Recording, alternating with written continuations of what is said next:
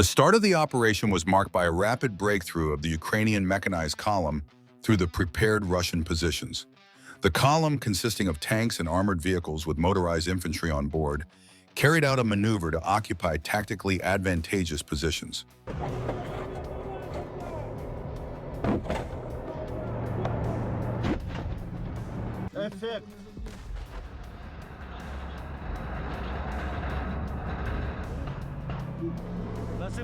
In the first stage, Ukrainian units carried out an organized landing of personnel to clear and occupy the forest belt adjacent to the main strike direction. At the same time, a second line of units advanced, whose task was to establish strong points for fire control over the rear approaches. After occupying the initial trench lines, the units continued their advance, capturing key high ground and terrain features. Direct tactical contact was soon established with the main forces of the Russian troops, leading to protracted positional battles. A Ukrainian armored personnel carrier was deployed to support the advancing units, maneuvering to provide fire support. At the same time, the Russian side, seeking to compensate for the loss of initiative, resorted to mining the approaches with fragmentation traps.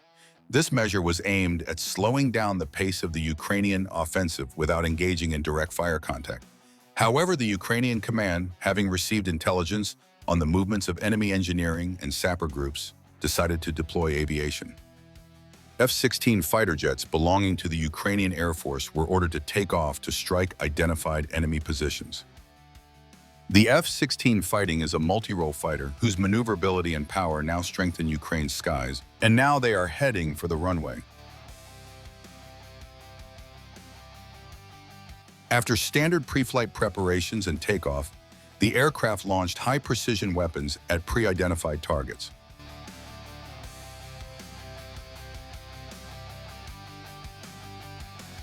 The airstrike destroyed a field command post and several pieces of ground artillery, as confirmed by objective monitoring data.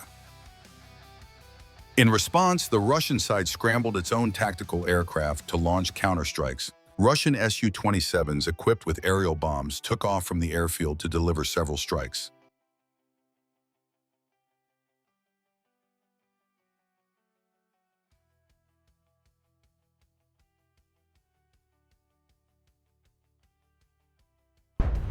Воздух дивіться, пацани, воздух дивіться. However, its actions were partially neutralized thanks to the work of the F-16's electronic warfare systems and the effective warning system of the Ukrainian air defense units. During subsequent night operations, Ukrainian air defense forces neutralized 2 Russian aircraft, putting them out of action beyond repair. On the ground, Ukrainian assault groups continued their offensive.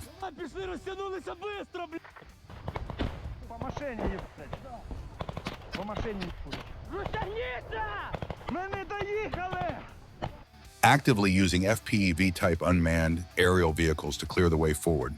The UAV attacks were highly accurate, which helped break through the layered defense of Russian troops. Footage of several hits on Russian positions is now on your screen.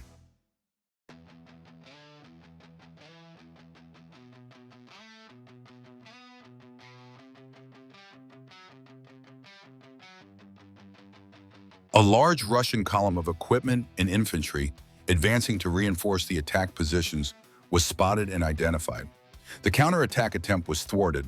Initially, the column was struck using FPV drones.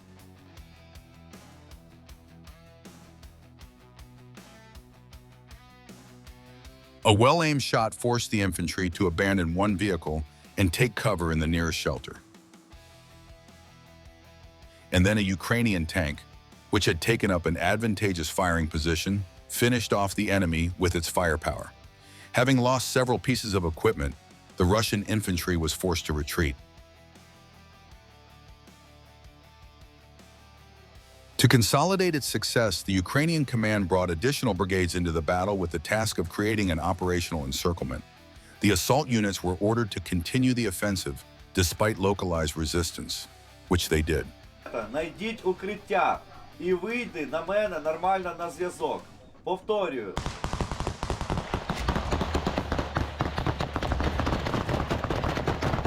Отобьют связь, чтобы была связь нормальная, и тогда будем перебежечки делать.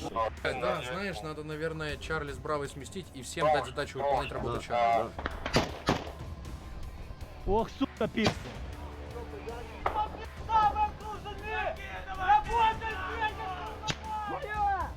Бля, ебать.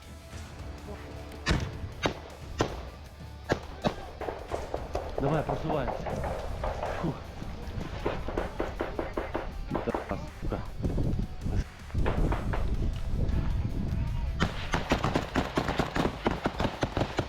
Дві інші машини їдуть, спішуються тут, а зворотнім шляху забирають цих і ці стоять резервом. Резерв їде сюди, ці відповідно повертаються, стоять резервом. The Russian side's attempt to stabilize the front using tank reserves, including T-90 models, was unsuccessful. During the counterattack, Ukrainian tankers managed to score direct hits and disable the enemy's lead vehicles.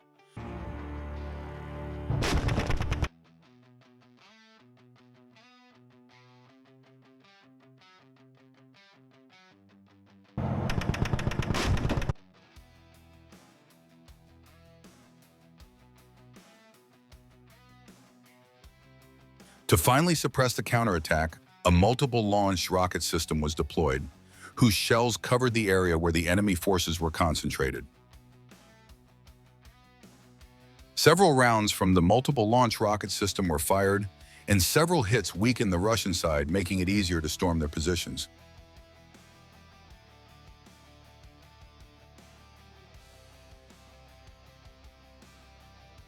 One episode of the clash highlighted the work of a Ukrainian reconnaissance group, which was detected and fired upon. The group managed to avoid casualties thanks to one of the servicemen who, while in the open back of a vehicle, shot down a Russian FPV drone that was threatening the vehicle with his small arms.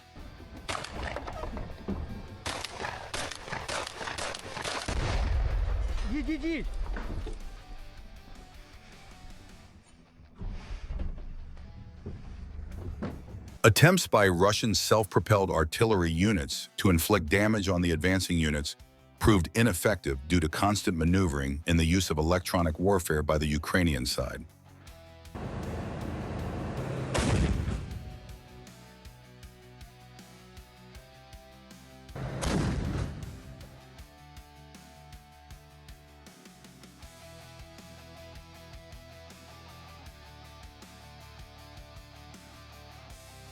Продублюйте, блядь. Всім зайняти укриття і контролить, блядь. The operation culminated in an episode when Ukrainian assault troops occupied buildings on the outskirts of a settlement, setting up fortified strongholds in them. Russian attempts to dislodge them from there proved fruitless.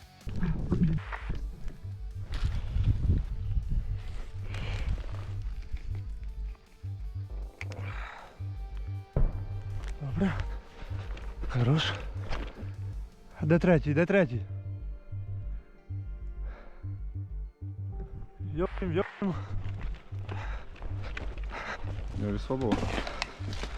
Да. The use of a captured Russian radio station proved to be an important tactical success.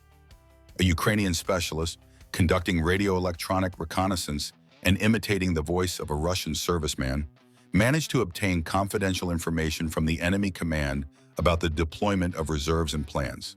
This information was immediately passed on to drone operators, who carried out precision strikes on identified targets in the vicinity of the settlement. As a result, one Russian soldier was taken prisoner and the rest of the group was neutralized.